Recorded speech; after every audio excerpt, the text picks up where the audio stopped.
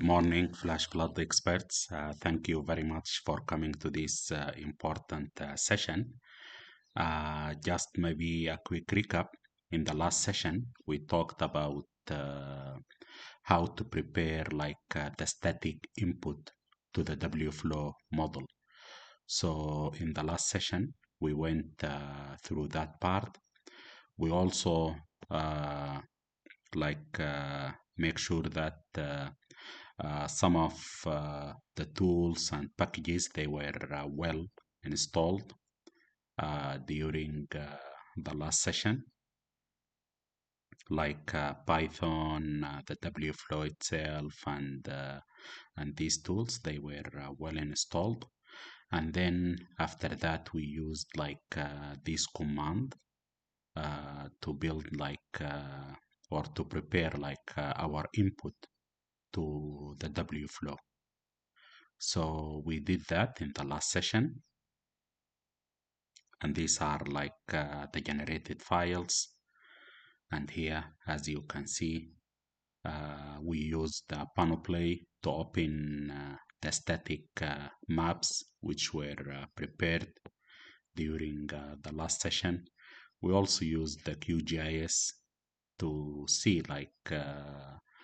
some of these shape files. So this is what we did during the last session. So in today important session, we are going to focus on how to prepare the dynamic input layers. So in this session, we are preparing the input dynamic layers.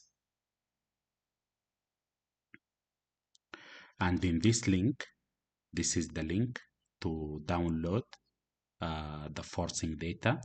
And here in this forcing data, we are talking about the dynamic layers. We will find also .yaml file also for these the dynamic layers. We are going to use that one also. And just to open that part, if we go to our main folder here,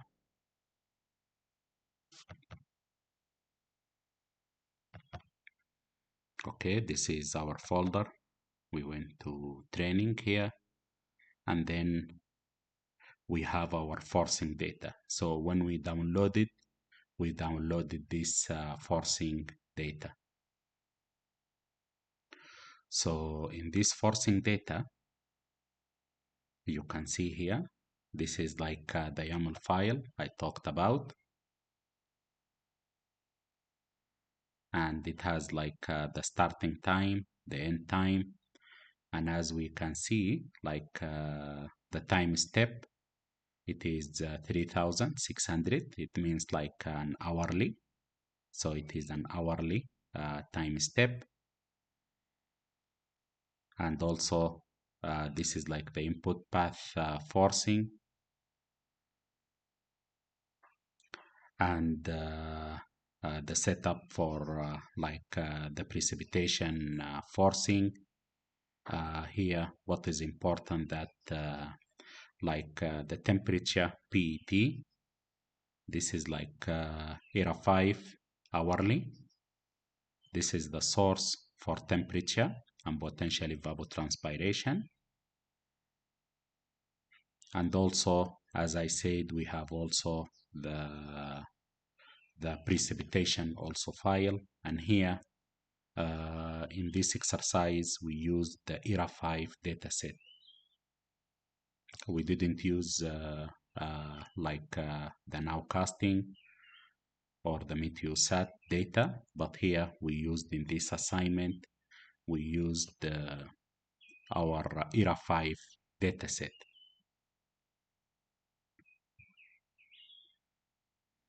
And here, this is the data. You can see it here.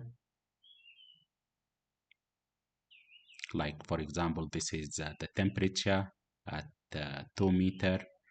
This is the precipitation. This is the pressure. So these are the netcdf file that we are going to use for this assignment.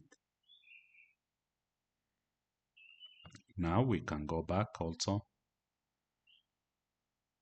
to our, yes. So when we open that YAML file, this is like what is inside that YAML file. And also these are like the 5 folders for the ERA 5 files that we downloaded and prepared them for this exercise, and we are going to use them here just to prepare the dynamic input. And as I said in the previous session, we prepared the static input, and in this session we are going to prepare the dynamic input for our model. And in general, what HydroMT do here, it is a kind of regrading the input data, applying some unit conversion, and as stated in the data catalog, and also calculating the potential evapotranspiration for the input data. And here, this is the command that we are going to use. And this command, as you can see, we will go to the forcing folder, and then we will type this command. So this is our command. We'll copy this command. I'm here already in training. I will go to the forcing file. These are the file that we just saw. We saw the YAML files. We saw also the folder that have these 5 netcdf files. So now here we are going to paste that command, and if I run this command, it will generate the input the dynamic input to the Wflow. So this is what we did. This is just like this command. What does it mean? Like this, for example, HydroMT update. So this HydroMT command, it is just to modify the existing model without rebuilding it from scratch. So here we are updating, because in the previous session, what we did, we prepared the static input, and here we are not going, for example, to override. We are going here to update the existing in this command. And here, of course, it is Wflow. It specifies the model type that we are running and updating. This is like the path, the input model root, and the path to our existing Wflow model that will be updated. So it is in training.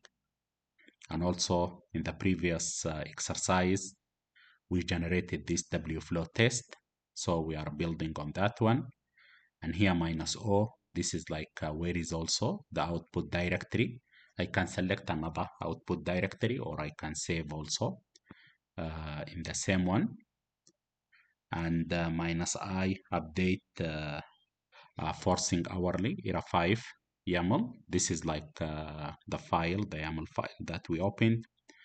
And this is like a configuration to our YAML file that will define the update. -D local data. This is the local data sources. -VVV. This is like the verbosity level, or here it shows like this information related to the logging details, and also it is used also for debugging if there is anything. After we finalize running that command, this is like the screen that you should see. So after we run this command that we just pasted, that is the screen that we are going to see. It is like this. Here, this is like a link for more information about how to update the Wflow model. If you want to go deeper, this is like the link. And also, if you want to have like more details about some functions, these also are the link, like related to the temperature, PET, precipitation. These are the link.